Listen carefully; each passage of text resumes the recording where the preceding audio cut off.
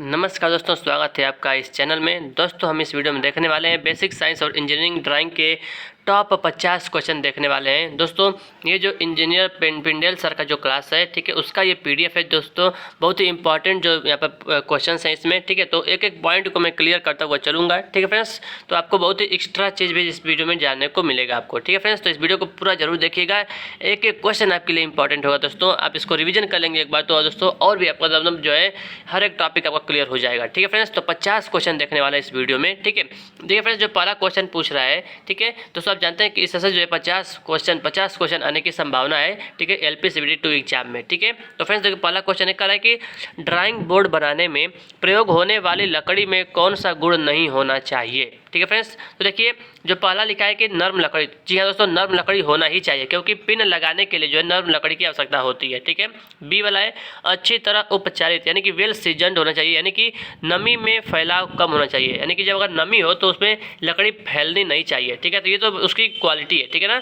और option C है कि गांठों वाली नई लकड़ी, यानी दोस्तों कि गांठी वाली लकड़ी नहीं होनी चाहिए, ठीक है फ्रेंड्स। तो यानी कि यही जो है इसकी क्वालिटी नहीं होनी चाहिए, गांठों वाली नई लकड़ी नहीं होनी चाहिए, ठीक है। तो ऑप्शन सी, यानी जो इस क्वेश्चन कर रहा था कि कौन सी जो है लकड़ी में गुण नहीं होना चाहिए, तो ऑप्शन नंबर सी गांठों वाली नई लकड़ी, यही जो है गुण नहीं होना चाहिए, ठीक है फ्रेंड्स। जो हम लकड़ी यूज करते हैं बनाने के लिए, ठीक है, हम कौन सी लकड़ी यूज करते हैं दोस्तों। देखिए हम कैल का यूज करते हैं, ओक का यूज कर सकते हैं, जैतून की लकड़ी का यूज कर सकते हैं, ठीक है ना, ड्राइंग बोर्ड को बनाने के लिए, ठीक है फ्रेंड्स। तो याद रखिएगा। आइए देखिए फ्रेंड्स, यही है ड्राइंग बोर्ड। आपने जो है पॉलिटेक्निक कर रहे होंगे, आईटीआई कर रहे होंगे दोस्तों, तो उसमें जरूर आपने इंजीनियरिंग ड्राइंग का सब्जेक्ट पढ़ा होगा, ठीक है। तो ऐसा ही होता है, ठीक है ना। इसी पर बैठकर, यानी कि इसी पर हम रख कर, हम लोग ड्राइंग शीट को रख कर इस पर क्लिप लगाकर, जो प्लास्टिक वाला क्लिप आता है या स्टील वाला क्लिप आता है, उसको लगाकर जो है हम लोग इसके ऊपर ड्राइंग बनाते थे, ठीक है ना। तो फ्रेंड्स यानी कि एमडी की सहायता से, मिनी ड्राफ्टर की सहायता से हम लोग इस पर ड्राइंग बनाते थे, ठीक है फ्रेंड्स। तो ये जो ऊपर वाला प्लेन होता है, जो ऊपर वाला जिस पर हम रखते हैं, वो चिकना होता है, समतल और आयताकार होता है, ये भी आप याद रखिएगा, ठीक है ना। और फ्रेंड्स जो ये जिसको सर्किल किया गया है उसको हम क्या बोलते हैं, इबोनी एज बोलते हैं, ठीक है ना, इबोनी एज बोलते हैं। और जो नीचे जो लगा हुआ है दोस्तों उसको हम बैटन बोलते हैं, ठीक है ना। इबोनी एज जो पीछे लगा होता है, दो बैटन लगे होते हैं दोस्तों, याद रखिएगा, दो बैटन लगा होता है, ठीक है ना, दो बटन लगे होते हैं। और फ्रेंड्स ये जो है पट्टियों को जोड़कर जो है ये ड्राइंग शीट को बनाया जाता है, ठीक है ना। पट्टियों को जोड़कर, देखिए एक ऊपर यहाँ पर बैटन लगा हुआ है, एक नीचे यहाँ पर बैटन लगा हुआ है, ठीक है ना। तो पट्टियों को जोड़कर दोस्तों हम जो है बनाते हैं ड्राइंग बोर्ड को, ठीक है फ्रेंड्स। तो एक एक पॉइंट जो है फ्रेंड्स इसमें आपका क्लियर हो चुका होगा पहले क्वेश्चन का, ठीक है फ्रेंड्स। और जो भी इंपॉर्टेंट पॉइंट होगा दोस्तों मैं आपको एकदम बताता हुआ चलूँगा, हर एक पॉइंट क्लियर करता हुआ चलूँगा, ठीक है फ्रेंड्स। अब देखिए कह रहा है कि नीचे कुछ ट्रिम्ड ड्राइंग शीट के साइज दिए गए हैं, इनमें से A2 नामित शीट का साइज चुनना है, ठीक है ना, A2 का। तो दोस्तों यहाँ पर आप देखिए, यहाँ पर A0 से लेकर A4 तक यहाँ पर बताया गया है दोस्तों, ठीक है ना। देखिए A0 का जो साइज होता है, ट्रिम्ड साइज 841 गुणे 1189 होता है, ठीक है ना, इसको याद रखिएगा। और A1 का होता है 594 गुणे 841, A2 का होता है 420 गुणे 594, ठीक है ना। A3 का होता है 297 गुणे 420, A4 का होता है 210 गुणे 297। तो यहाँ से एक क्वेश्चन आपके एग्जाम में आना फिक्स एकदम है, ठीक है ना, फिक्स है, यहाँ से आएगा ही आएगा, ठीक है ना।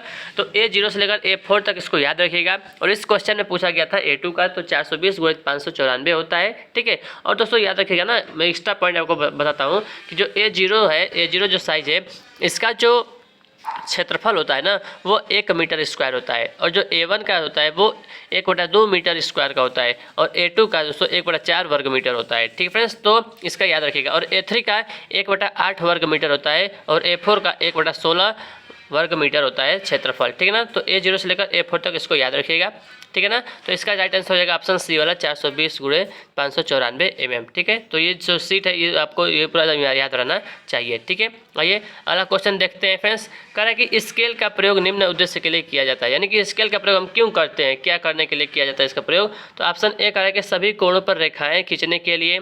तो दोस्तों नहीं, सभी कोणों पर हम रेखाएं कैसे खींच सकते हैं, ठीक है ना। ऑप्शन बी है माप स्थानांतरण तथा विमांकन हेतु, ठीक है फ्रेंड्स, यानी कि for measurement transfer and dimensioning. तो ऑप्शन बी दोस्तों करेक्ट है, ठीक है ना, स्केल का प्रयोग हम इसलिए करते हैं, ठीक है। दोस्तों देखिए याद रखिएगा कि जो स्केल होता है दोस्तों, जो हम लोग छोटा वाला फिट जो इस्तेमाल करते हैं 5 रुपया वाला, वो उसमें जो है 15 सेंटीमीटर बना होता है, 15 सेंटीमीटर और 6 इंच होता है। लेकिन दोस्तों जो हम बड़ा वाला 1 फीट वाला जो होता है दोस्तों, जिसमें 12 इंच होता है, उसमें 30 सेंटीमीटर होता है, ठीक है ना। तो याद रखिएगा, ये भी याद रखिएगा कि 15 सेंटीमीटर बराबर 6 इंच होता है और 12 इंच बराबर 30 सेंटीमीटर होता है, ठीक है फ्रेंड्स। तो इसको आप ध्यान रखिएगा, ठीक है ना। तो 2 प्रकार के हमने स्केल जो हम लोग बचपन से यूज करते हुए आ रहे हैं, ठीक है। तो वही स्केल है, ठीक है। स्केल दोस्तों 2 प्रकार का होता है, एक जो स्टील का होता है, ठीक है ना, स्टील रूल का होता है, एक लकड़ी का होता है, एक दोस्तों एक और होता है जो हम लोग यूज करते हैं, जो प्लास्टिक वाला जो बना होता है, फाइबर का टाइप का होता है ना, वो होता है, उसको सेलुलॉइड बोलते हैं, ठीक है। उसको भी आप याद रखिएगा, ठीक है ना, कि 3 प्रकार के हम लोग स्केल यूज करते थे। देखिए फ्रेंड्स, चांदा कह रहा है कि चांदे की अल्पतमांक मान कितना होता है। अल्पतमांक कितना होता है? अल्पतमांक दोस्तों यानी कि सबसे छोटा कितना हम माप सकते हैं किसी चांदे से। दोस्तों अगर आप चांदे को उठाकर देखेंगे, देखिए यही चांदा है, ठीक है। ऐसा इसको बोलते हैं दोस्तों इंग्लिश में प्रोट्रैक्टर बोलते हैं, ठीक है ना। इसमें से आप यहाँ पर देख सकते हैं दोस्तों, ऐसे देखिए 10, 20, 30 लिखा होता है और 0 से 10 लिखा होता है, और 0 से 10 के बीच में ऐसे 10 खाँचे बने होते हैं, ठीक है ना। तो प्रत्येक एक खाँचा जो है वो एक डिग्री का होता है। तो दोस्तों इससे हम कितना निम्नतम बना सकते हैं दोस्तों, तो छोटा से छोटा हम जो 1 डिग्री का बना सकते हैं, ठीक है। तो उसी को कहते हैं अल्पतमांक कहते हैं। तो इसमें से जो राइट आंसर हो जाएगा ऑप्शन नंबर बी, 1 डिग्री जो है इसका राइट आंसर हो जाएगा, ठीक है ना। बस ऐसा ही आपको याद रखना है।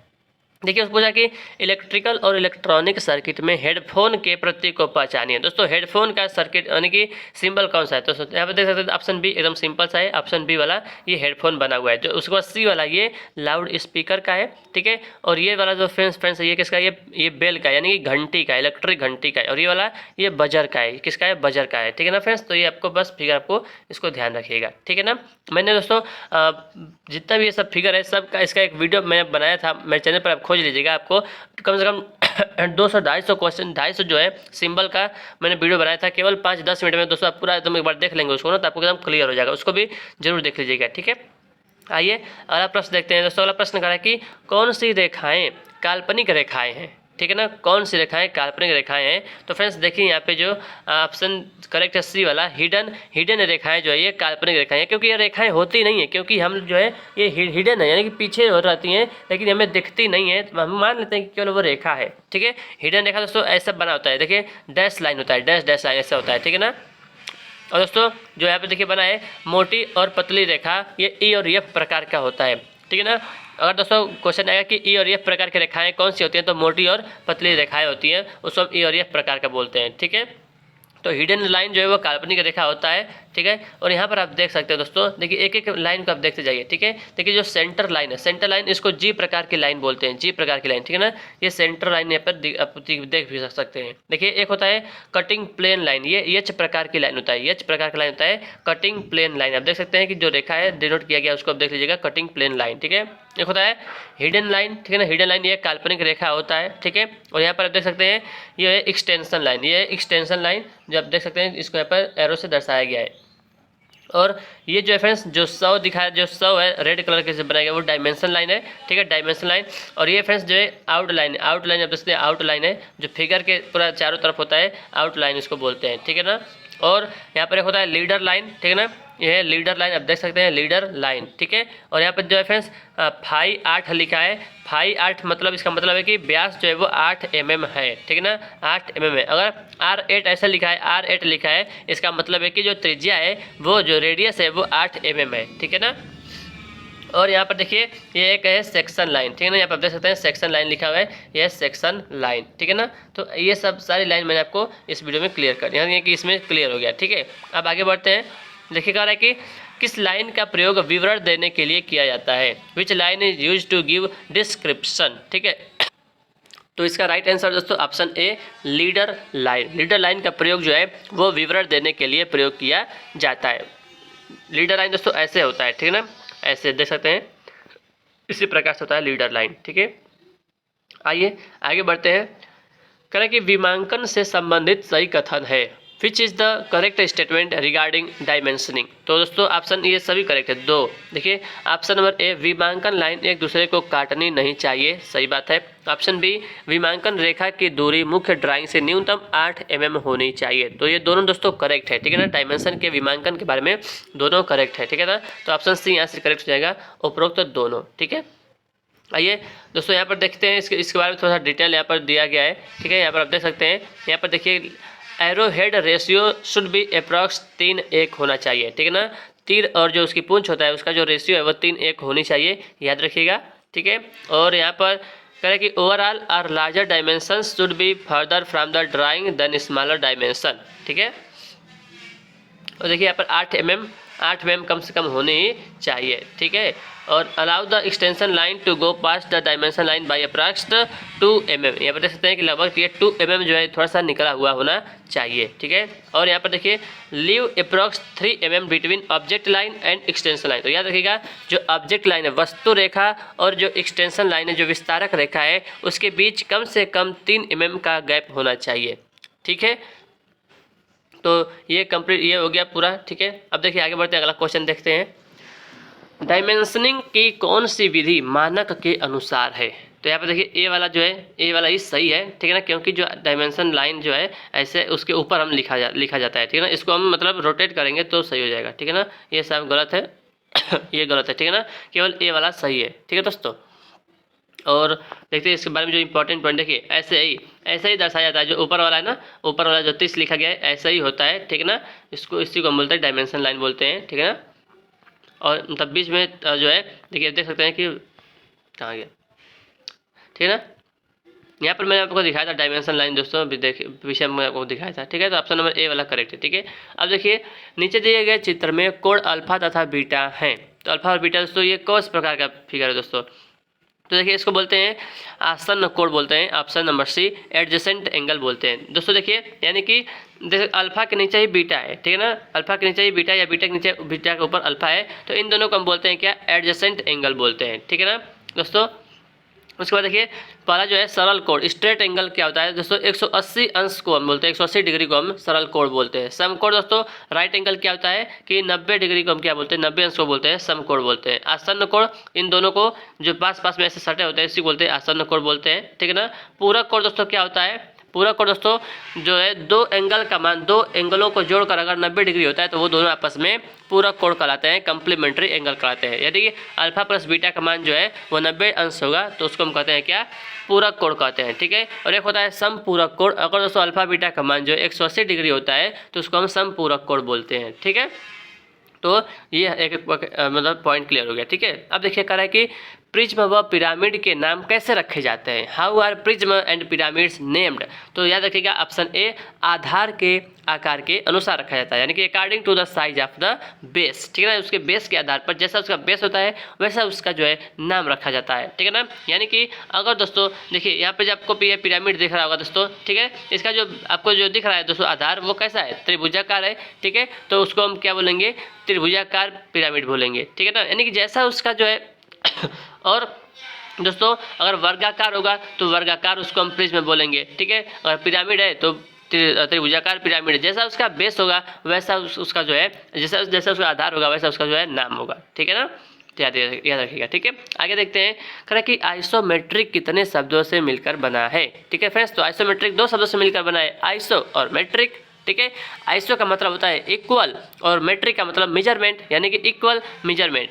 तो इसका मतलब होता है दोस्तों अगर मतलब इसका जो है फिगर है, इसका एक फिगर होता है, उसका जो है जो प्रत्येक कोण होता है ना, प्रत्येक कोण वो 120 डिग्री का होता है, ठीक है ना। प्रत्येक जो एंगल होता है, यहाँ पर देखिए फिगर भी बनाया गया है, ठीक है ना। इसको हम एक घन बना देंगे तो जो प्रत्येक एंगल होगा वो 120 डिग्री का होगा, ठीक है ना। इसलिए जो है इसको आइसोमेट्रिक बोलते हैं। तो आइसोमेट्रिक जो है कितने शब्दों से मिलकर बना है? 2 शब्दों से मिलकर बना है। ये एंगल भी ध्यान रखिएगा कि आइसोमेट्रिक फिगर्स में जो एंगल होता है वो सभी समान होता है और सब कितने डिग्री के होते हैं? 120 डिग्री के होते हैं, ठीक है। आइए आगे बढ़ते हैं। तिर्यक प्रक्षेप में एक फेस होता है, तो कितना होता है दोस्तों? तो जो तिर्यक प्रक्षेप में जो है एक फेस वो प्लेन ऑफ प्रक्षेपण के समानांतर होता है।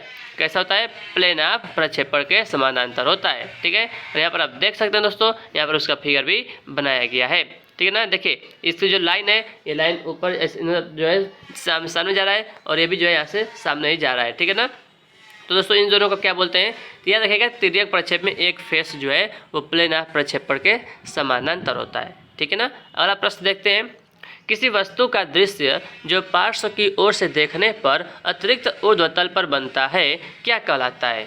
ठीक है, कह रहा है कि किसी वस्तु का दृश्य जो पार्श्व की ओर से देखने पर यानी कि पीछे की ओर से देखने पर अतिरिक्त ऊर्ध्वतल पर बनता है, ठीक है ना, ऊर्ध्वतल बनता है तो क्या कहलाता है दोस्तों, उसको हम कहते हैं क्या, साइड एलिवेशन कहते हैं। क्या कहते हैं, साइड एलिवेशन कहते हैं। ठीक है फ्रेंड्स, तो सिंपल है, इसको याद रखिएगा।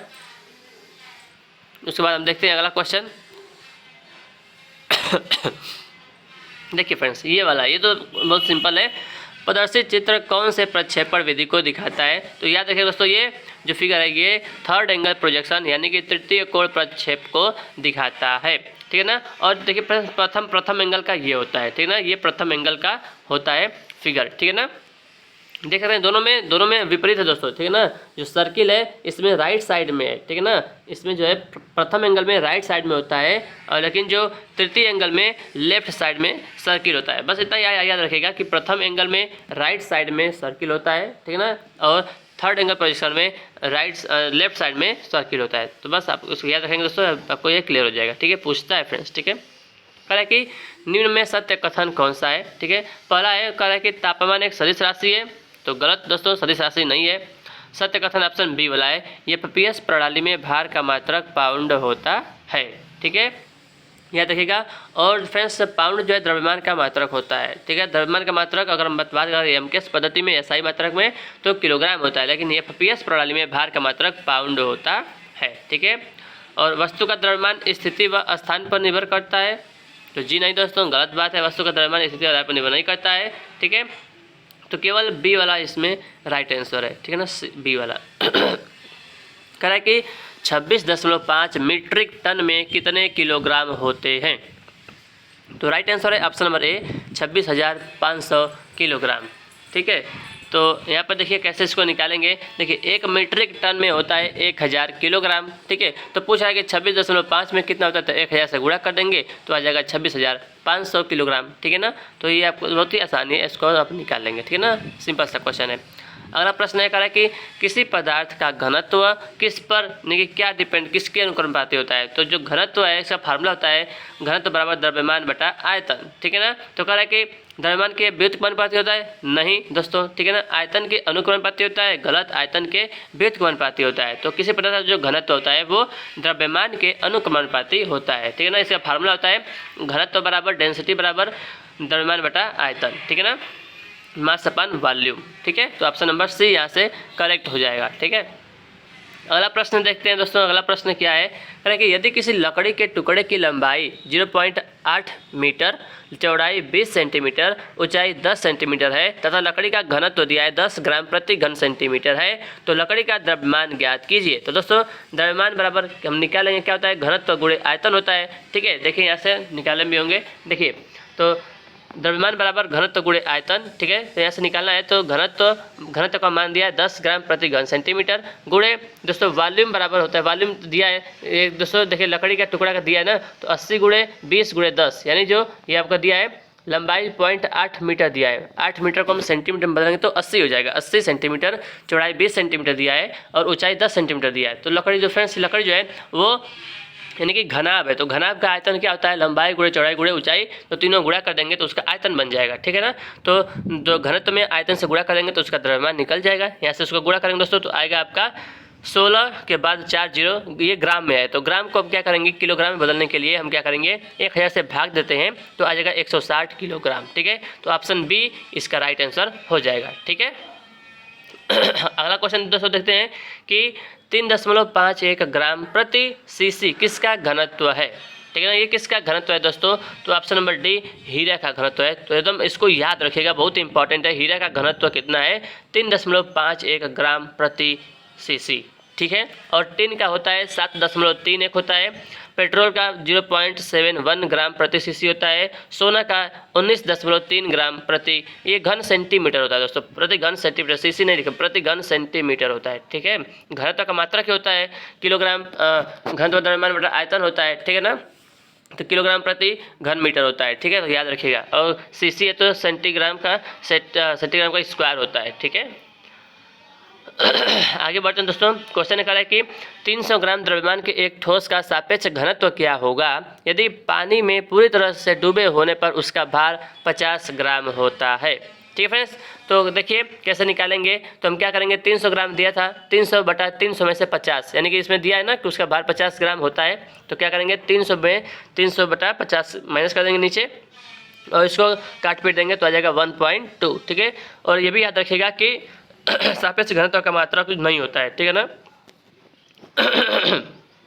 आइए फ्रेंड्स आगे बढ़ते हैं, अगला क्वेश्चन देखते हैं। अगला क्वेश्चन कह रहा है कि यदि किसी वस्तु का वेग का परिणाम जो है समय के साथ घट रहा है तो वस्तु का त्वरण होगा। तो दोस्तों यदि जो वेग का परिणाम है वो समय के साथ घट रहा है तो वस्तु का त्वरण ऋणात्मक होगा। ठीक है, और यदि बढ़ रहा होता तो धनात्मक होता। ठीक है, और जीरो दोस्तों, अगर वेलोसिटी जो वेग है वो कांस्टेंट है, कांस्टेंट गति से कोई वस्तु चल रही है, यदि मान लीजिए कोई बाइक है वो 10 मीटर प्रति सेकेंड के वेग से जो है वो चल रहा है। ठीक है, यानी तो उसका जो त्वरण होगा वो शून्य होगा। ठीक है, अगर वो कांस्टेंट स्पीड से चली रहा है तो जो त्वरण होगा वो शून्य होगा। ठीक है, और फ्रेंड्स देख सकते हैं कि ये जो वेग और समय का ग्राफ है, त्वरण अगर निगेटिव है, त्वरण अगर ऋणात्मक है तो जो फिगर होता है वो ऐसे बनता है, वेग और समय का जो फिगर होता है वो ऐसे बनता है। ठीक है, और फिर जो त्वरण का फार्मूला होता है दोस्तों v2 माइनस v1/t, यानी कि वेग में परिवर्तन की दर को हम क्या कहते हैं, त्वरण कहते हैं। अंतिम वेग माइनस प्रारंभिक वेग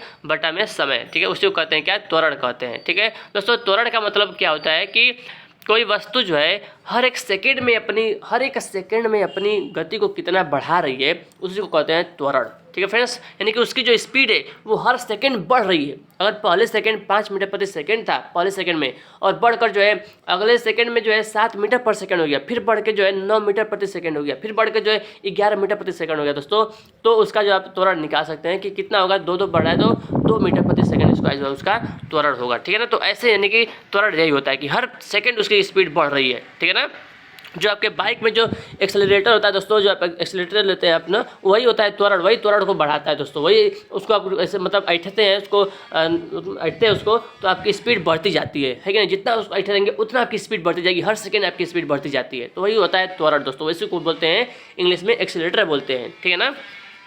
आइए अगला प्रश्न देखते हैं फ्रेंड्स। देखिए क्वेश्चन नंबर 23 क्या कह रहा है कि एक कार की गति 20 सेकंड में 9 किलोमीटर प्रति घंटा से 36 किलोमीटर प्रति घंटा तक बदले। देखिए यहाँ पर क्वेश्चन भी आ गया, त्वरण का क्वेश्चन आ गया। मैंने आपको कहा दोस्तों कैसे निकालते हैं इसको। देखिए जो इसकी स्पीड है वो 9 किलोमीटर प्रति घंटा से 36 किलोमीटर प्रति घंटा तक बदल रही है, तो इसका त्वरण क्या हुआ दोस्तों। तो हम क्या करेंगे ना, देखिए पहले इसको मीटर प्रति सेकंड में बदलेंगे, 9 किलोमीटर प्रति घंटा को और 36 किलोमीटर प्रति घंटा को पहले हम मीटर प्रति सेकंड में बदल लेंगे दोस्तों।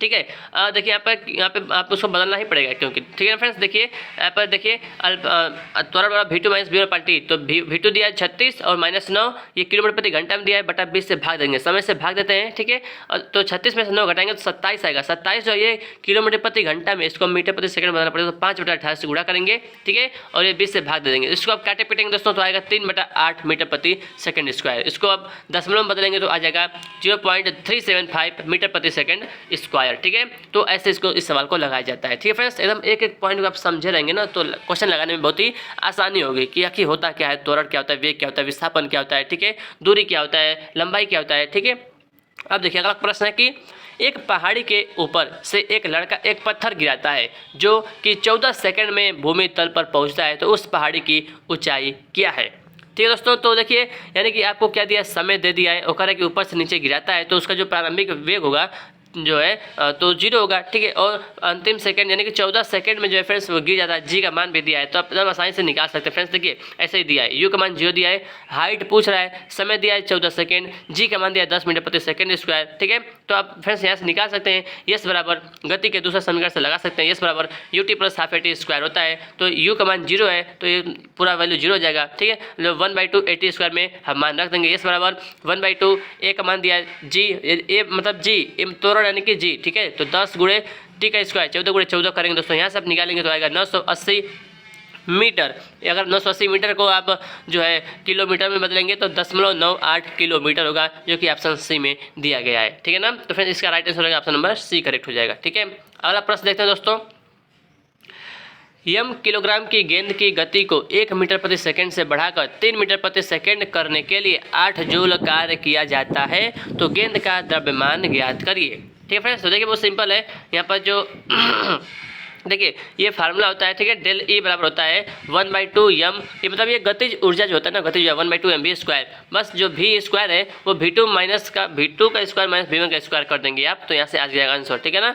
ये 8 दिया है, 8 जूल कार्य दिया है, तो ये जो है 8 हो जाएगा बराबर 1/2 m और 3 का स्क्वायर माइनस 1 का स्क्वायर, ठीक है। यहाँ से इसको सॉल्व करेंगे दोस्तों तो आ जाएगा 2 किलोग्राम, इसका राइट आंसर आ जाएगा, ठीक है ना। तो इंपॉर्टेंट क्वेश्चन ये याद रखिएगा, ठीक है। अब देखिए अगला प्रश्न दोस्तों कह रहा है कि किसको उस समय दर के तौर पर तय किया जाता है जिस पर काम किया जाता है या ऊर्जा स्थानांतरित की जाती है, तो उसको कहते हैं क्या, शक्ति कहते हैं दोस्तों, शक्ति, पावर, ठीक है ना। पावर बराबर होता है कार्य बटा समय, कार्य करने की दर को याद रखिएगा, कार्य करने की दर को शक्ति कहते हैं, कार्य करने की दर को शक्ति कहते हैं, ठीक है ना। और कार्य करने की क्षमता को, कार्य करने की क्षमता को ऊर्जा कहते हैं और कार्य करने की दर को शक्ति कहते हैं। दोनों में डिफरेंस क्या होता है याद रखिएगा दोस्तों, ठीक है ना। वीडियो पसंद आ रहा है तो वीडियो को लाइक जरूर करिएगा फ्रेंड्स, और अपने दोस्तों के साथ शेयर भी जरूर कर दीजिएगा, ठीक है। अब देखिए अगला क्वेश्चन है कि कह रहा है कि यदि किसी वस्तु पर एफ न्यूटन का बल 36 से 60 डिग्री कोण पर आरोपित होता है, यदि विस्थापन 10 मीटर तय किया गया और कार्य 400 जूल हो तो एफ का मान क्या थी। दोस्तों बहुत ही सिंपल फार्मूला है, यह फार्मूला होता है एफ बराबर एफ एस कास्ट थीटा होता है ना। देखिए यहाँ पर फार्मूला होता है नहीं कि कार्य बराबर होता है डब्ल्यू बराबर एफ एस कास्ट थीटा होता है। तो डब्ल्यू का कार्य का मान दिया है 400, एफ का मान निकालना है, एस का मान दिया है, विस्थापन का मान दिया है 10 मीटर और कास्ट थीटा का मान दिया है 60 अंश, ठीक है। तो यहाँ पर रख देंगे तो इसको 40 बराबर एफ गुणे 1/2, एफ का मान आ जाएगा दोस्तों 80 न्यूटन, ठीक है, जो कि ऑप्शन नंबर 1 में दिया है ए में। तो यहाँ पर 80 न्यूटन जो है आपका राइट आंसर हो जाएगा, ठीक है। अगला प्रश्न है फ्रेंड्स, प्रश्न है कि यदि P अलग अलग Q तथा R के साथ ऊष्मीय संतुलन में है तो Q तथा R आपस में ऊष्मीय संतुलन में होंगे। यह दोस्तों किसका नियम है फ्रेंड्स, तो ये जो है ऊष्मागतिकी का जो है ऑप्शन नंबर डी, ऊष्मागतिकी का शून्यवां नियम है, ठीक है ना। ऑप्शन डी वाला करेक्ट है, ऊष्मागतिकी का शून्यवां नियम है, ठीक है फ्रेंड्स। तो आइए अगला क्वेश्चन देखते हैं। कह कि एक पिंड का द्रव्यमान 400 ग्राम तथा उष्मा धारिता 16 कैलोरी प्रति डिग्री सेल्सियस है, तो पिंड के पदार्थ की विशिष्ट उष्मा ज्ञात कीजिए। तो दोस्तों इसका फार्मूला होता है, ठीक है, एम एस डेल्टा टी वाला होता है। फिर देखिए यस बराबर होता है क्यू अपान एम डेल्टा टी होता है, ठीक है ना। या इसको हम कह सकते हैं क्यू बराबर एम एस डेल्टा टी। तो यहाँ से हमें यस का मान निकालना है दोस्तों, तो क्यू का मान दिया है 16, ठीक है ना, दिया था 16 और बटा एम का मान 400 ग्राम और सेल्सियस प्रति डिग्री सेल्सियस, तो 1 डिग्री यहाँ पर रख देंगे, ठीक है। तो यस का मान आएगा 0.04 कैलोरी प्रति ग्राम डिग्री सेल्सियस, ठीक है ना। तो यहाँ पे ऑप्शन नंबर बी इसका राइट आंसर हो जाएगा, ठीक है। आगे बढ़ते दोस्तों, अगला जो क्वेश्चन है, निम्न में से सही कथन है, तो कौन सा सही कथन है दोस्तों।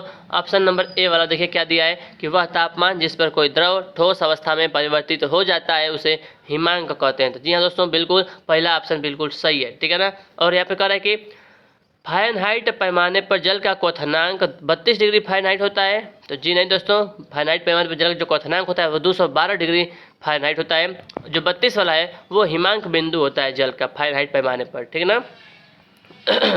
आइए अगला प्रश्न देखते हैं दोस्तों। अगला प्रश्न क्या है दोस्तों, अगला प्रश्न कर रहा है कि किसी 200 ग्राम खाद्य तेल में कितनी ऊष्मा स्थानांतरित की जाए कि इसका तापमान जो है वो 40 डिग्री सेल्सियस बढ़ जाए, और तेल की विशिष्ट ऊष्मा भी दिया है 1965 जूल प्रति केजी प्रति केल्विन दिया है, ठीक है ना। तो फ्रेंड्स कह रहा है कि ये बहुत ही सिंपल है। अब ये जो फार्मूला दोस्तों क्यू बराबर एम एस डेल्टा टी से आप निकाल सकते हैं। तो हमको निकालना क्या है दोस्तों कि कितनी ऊष्मा दी जाए, यानी कि क्यू का मान ही निकालना है हमको, ठीक है ना। तो क्यू बराबर होता है एम एस डेल्टा टी, तो एम का मान दिया है 200 किलोग्राम। इसको जो है हम इसको 1000 से भाग देकर जो है इसको हम ग्राम में बदल लेंगे। क्यों ग्राम में, यानी कि 200 बटा 1000 गुणे, और देखिए यस का मान दिया 1965 दिया है, ठीक है ना, और डेल्टा टी का मान 40 केल्विन भी यहाँ पे कर लेंगे, ठीक है ना।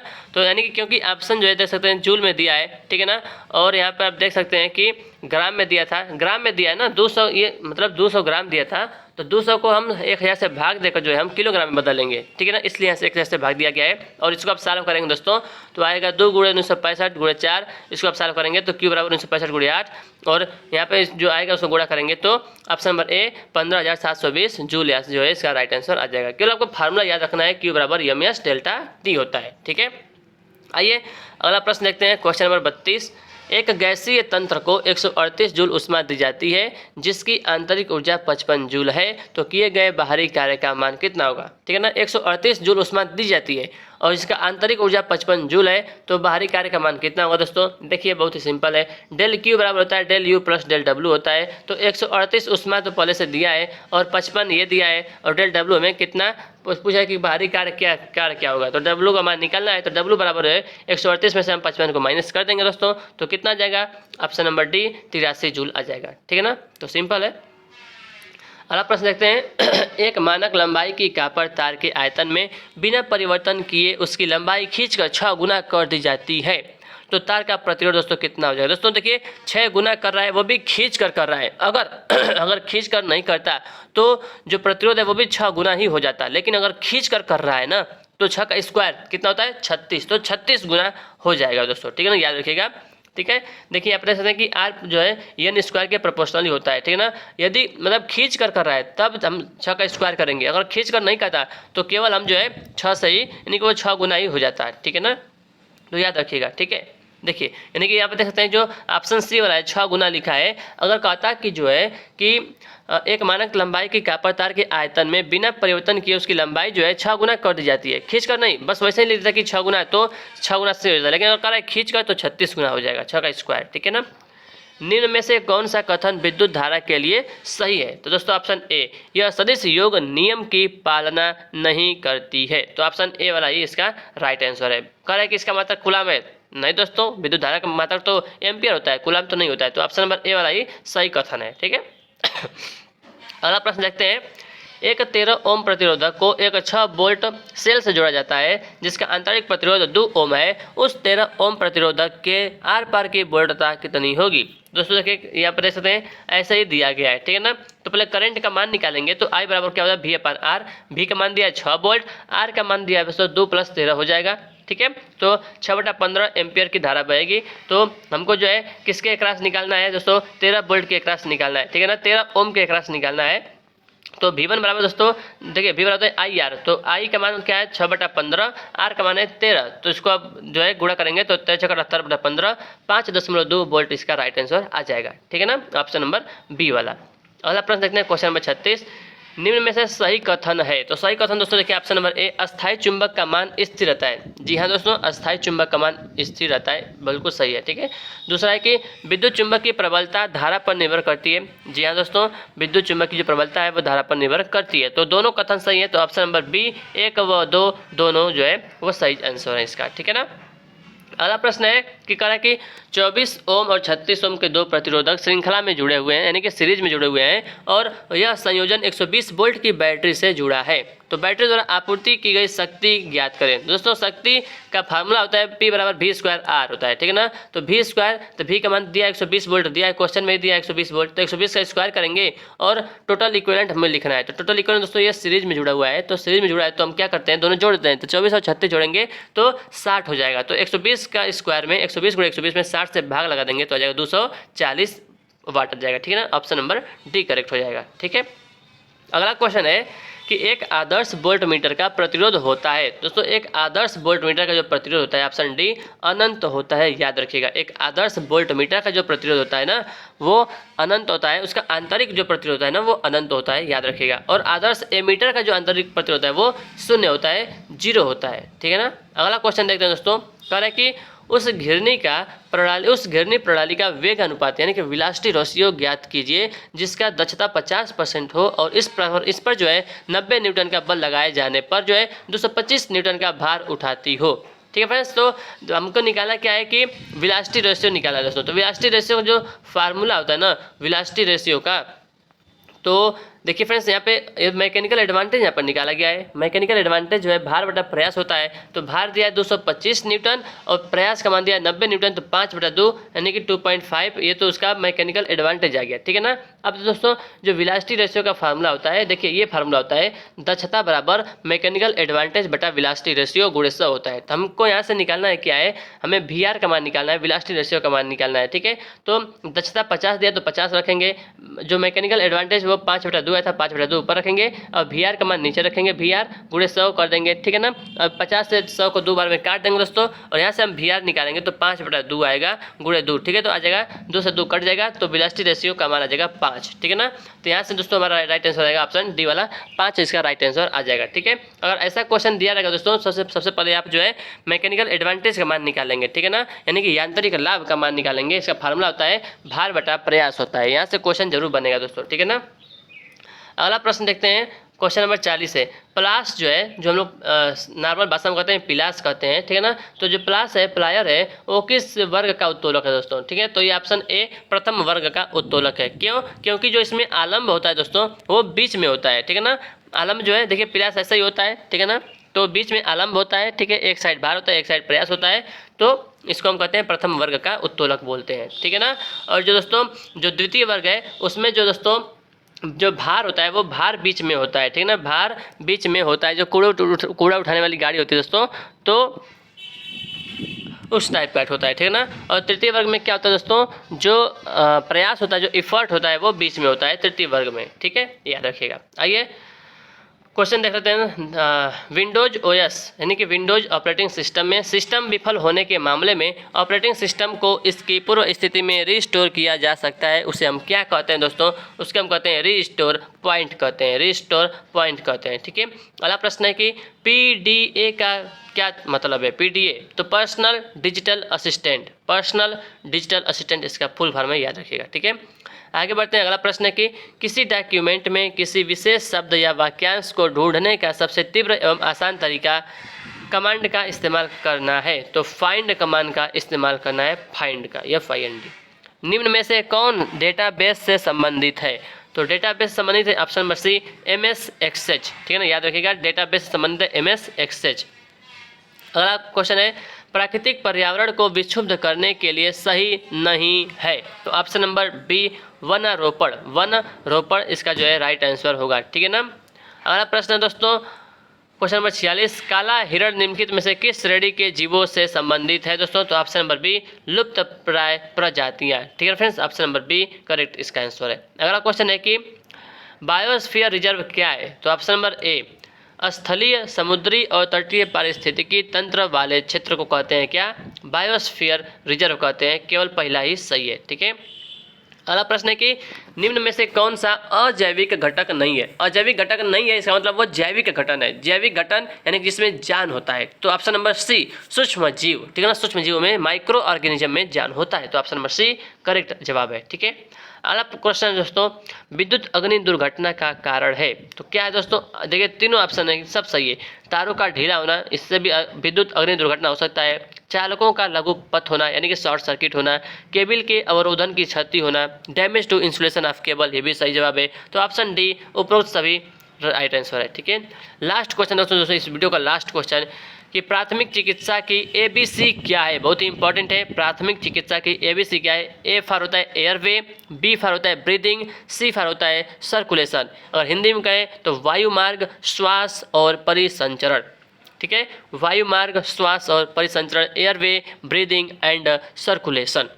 तो फ्रेंड्स इस वीडियो में हमने देख लिया दोस्तों 50 क्वेश्चन देखे हैं, वो भी मोस्ट इंपॉर्टेंट, पूरा आपको हर एक पॉइंट आपको क्लियर करता हुआ चला हूँ दोस्तों इस वीडियो में, ठीक है फ्रेंड्स। तो इस वीडियो को लाइक जरूर करिएगा, इतना मेहनत किया दोस्तों आपके लिए, लगातार आधा घंटा 37 मिनट लगातार मैंने आपके लिए बोला हूँ फ्रेंड्स, ठीक है। तो इस वीडियो पसंद है वीडियो को लाइक करिएगा, चैनल पर नए चैनल को सब्सक्राइब जरूर कर लीजिएगा दोस्तों। और आप किस वीडियो का किस टॉपिक का आप जो है चाहते हैं कि मैं ऐसे करा दूँ, ठीक है फ्रेंड्स। तो इस वीडियो को लाइक करेगा। आप इस वीडियो को देखने के लिए दोस्तों आप लोगों का बहुत बहुत धन्यवाद, तहे दिल से धन्यवाद दोस्तों। Thank you for watching this my video friends. सब मिलते हैं आपसे अगली वीडियो में, और तब तक अपना ख्याल रखिएगा, छोटे बच्चों का मतलब मान रखिएगा, बड़े का सम्मान करिएगा फ्रेंड्स, ठीक है। तो thank you once again for watching this video. जय हिंद, जय भारत, वंदे मातरम।